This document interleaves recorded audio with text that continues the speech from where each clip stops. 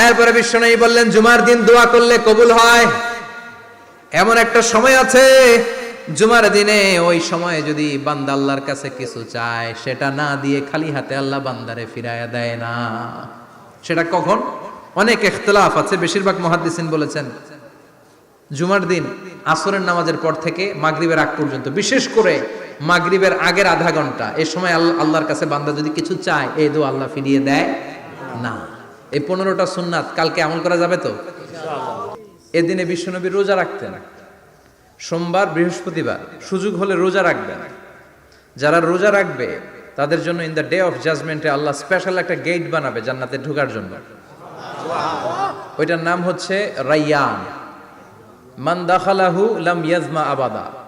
একবার who can enter within this door he will never be thirsty again.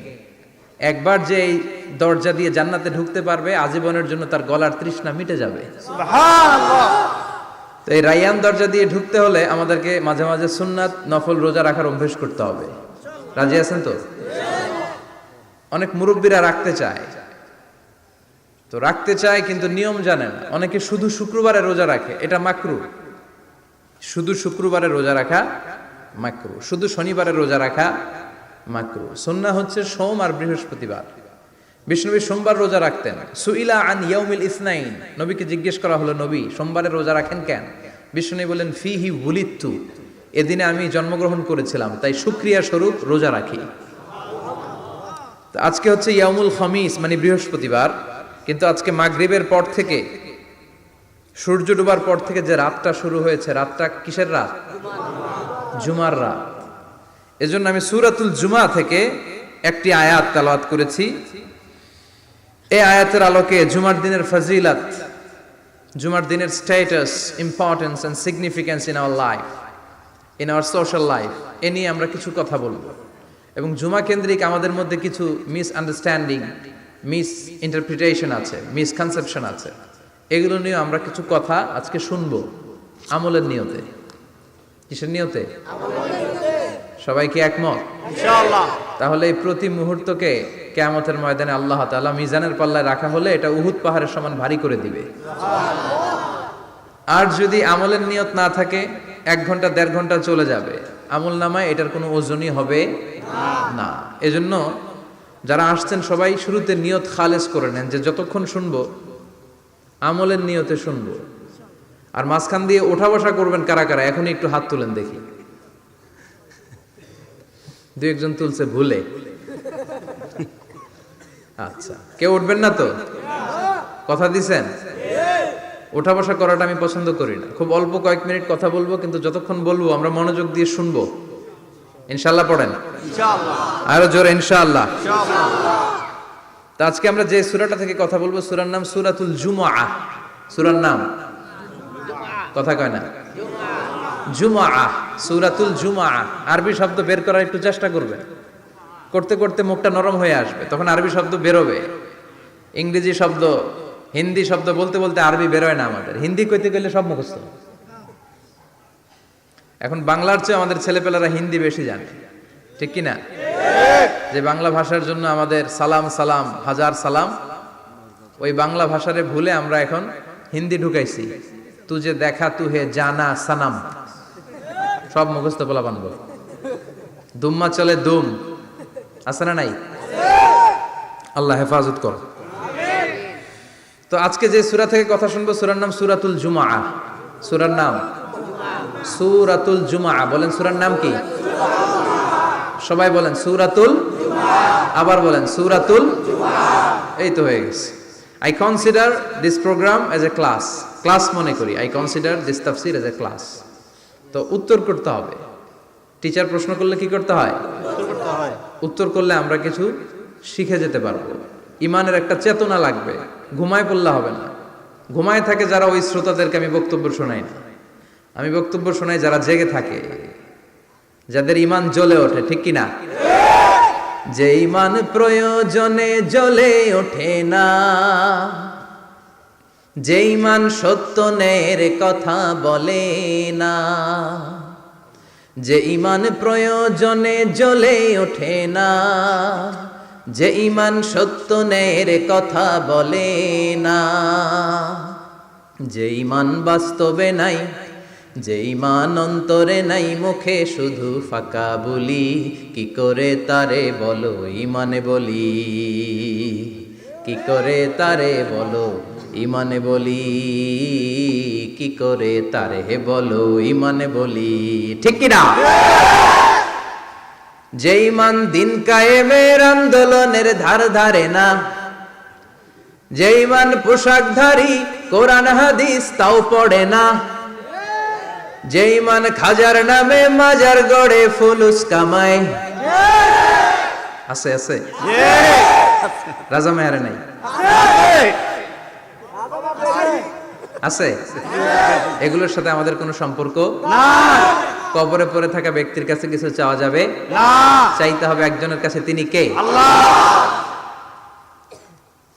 যে ঈমান দিন কায়েমের আন্দোলনের ধার ধারে না, যে ঈমান লেবাসধারী কোরআন হাদিস তাও পড়ে না, যে ঈমান খাজার নামে মাজার গড়ে ফুলুস কামায়, যে ঈমান শিরকিয়াতের আমল করে ভীত না হয়, যে ঈমান বাস্তবে নাই, যে ঈমান ময়দানে নাই, মুখে শুধু কথার কলি, কি করে তারে বলো ঈমানে বলি,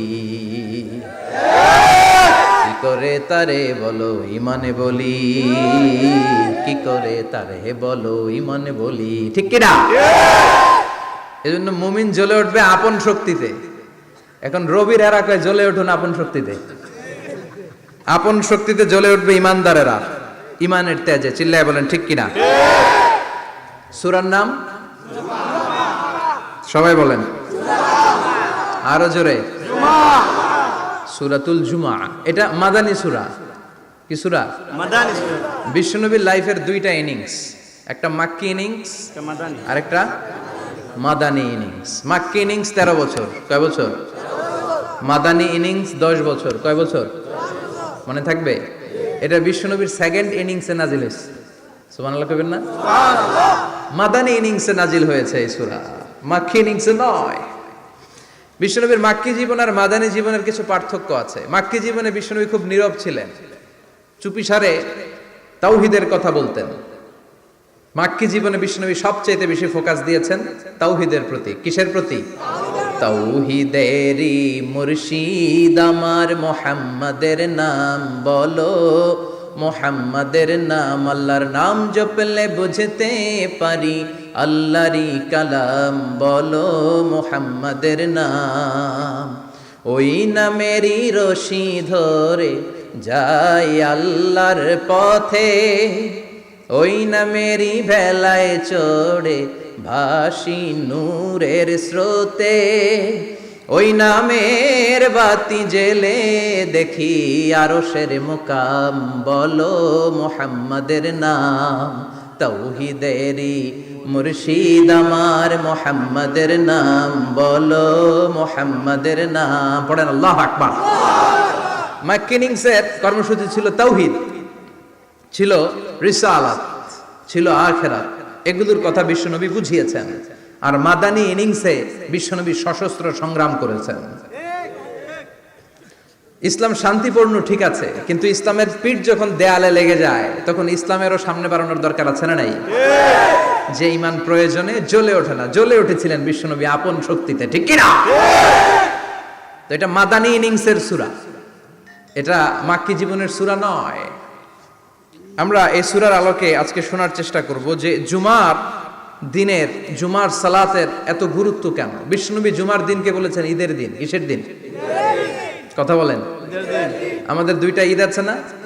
ঈদুল ফিতর, ঈদুল আজহা। এর পাশাপাশি জুমার দিনকেও বিশ্বনবী সাল্লাল্লাহু আলাইহি ওয়াসাল্লাম বলেছেন হাদা ইয়াউমুল ঈদ, হাদা ইয়াউমুন জাআলাহুল্লাহু লাকুম ঈদান। তাবারানির হাদিস। বিশ্বনবী বলেছেন এটা এমন দিন যে দিনটাকে আল্লাহ তাআলা তোমাদের জন্য ঈদের দিন হিসেবে ঘোষণা দিয়েছেন। পড়েন আলহামদুলিল্লাহ। আগামীকাল। দিনটা কবে? আগামীকাল। আল্লাহ তাআলার একটা বৈশিষ্ট্য হচ্ছে সুন্নাতুল্লাহি ফিত তাফদিল। এক এক জিনিসের উপর আল্লাহ এক এক জিনিসকে বৈশিষ্ট্যমণ্ডিত করেন, মর্যাদা দান করেন। ফাদ্দালা জামানান আলা জামান কামা ফাদ্দালা মাকানান আলা মাকান, ইনসানান আলা ইনসান। আল্লাহ ব্যক্তির উপর ব্যক্তিকে প্রাধান্য দেন। আল্লাহ সময়ের উপর সময়কে প্রাধান্য দেন, আল্লাহ স্থানের উপর স্থানকে প্রাধান্য দেন। এটা আল্লাহর সুন্নাত। এটা আল্লাহর কি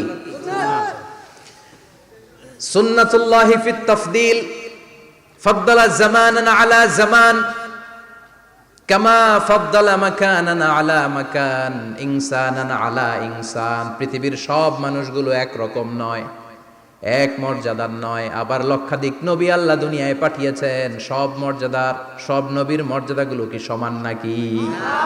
সব নবীদের মধ্য থেকে বিশ্ব নবীর মর্যাদা বাড়িয়ে দিয়েছে কে? আবার পৃথিবীতে শহরের শেষ নাই, হাজার হাজার শহর, শহরের মধ্য থেকে মক্কা শহরের মর্যাদা বাড়িয়ে দিয়েছে কে? আবার এই পৃথিবীতে অনেকগুলো সময় আছে, অনেকগুলো রাত্রি আছে, অনেকগুলো ক্ষণ আছে, অনেকগুলো মুহূর্ত আছে। একটা মুহূর্তের উপর আরেকটা মুহূর্তকে প্রাধান্য দিয়েছে কে? বলেন তো, পৃথিবীতে সবচাইতে 365 দিনের মধ্যে শ্রেষ্ঠ দিন কোনটা? জুমা। আরাফার দিন। কোন দিন? কথা বলেন। হজে যারা গিয়েছেন আরাফার দিন দেখেছেন না? ইজহার আর রেদা পরে আমরা লাব্বাইক আল্লাহুম্মা লাব্বাইক বলি। এটা সারা বছরের মধ্যে শ্রেষ্ঠ দিন। আল আরাফা, আল হজ্জ আরাফা। আরাফাটাই হজ। কেউ যদি আরাফার দিনে থাকতে পারে তার হজ হয়ে গেছে। আলহামদুলিল্লাহ কোন? আলহামদুলিল্লাহ। আর হজে সব করেছে, আরাফা করে নাই, হজ হবে না। কথা বলেন, হজ হবে না। তার মানে বছরের শ্রেষ্ঠ দিন আরাফার দিন। এদিন আল্লাহ এত সংখ্যক বান্দাকে একসাথে ক্ষমার ঘোষণা দেন, বছরের কোন দিন এত মানুষকে ক্ষমা করেন না। সুবহানাল্লাহ। আবার শয়তান ওই দিনে এতটা লাঞ্ছিত বোধ করে, এতটা অপমান বোধ করে, বছরের কোন দিন শয়তান এত অপমানিত হয় না। এজন্য বিশ্বনবী বলেছেন, খায়রুদ দুআ দুআ ও আরাফা। সবচাইতে শ্রেষ্ঠ দোয়া আরাফার দিনের দোয়া।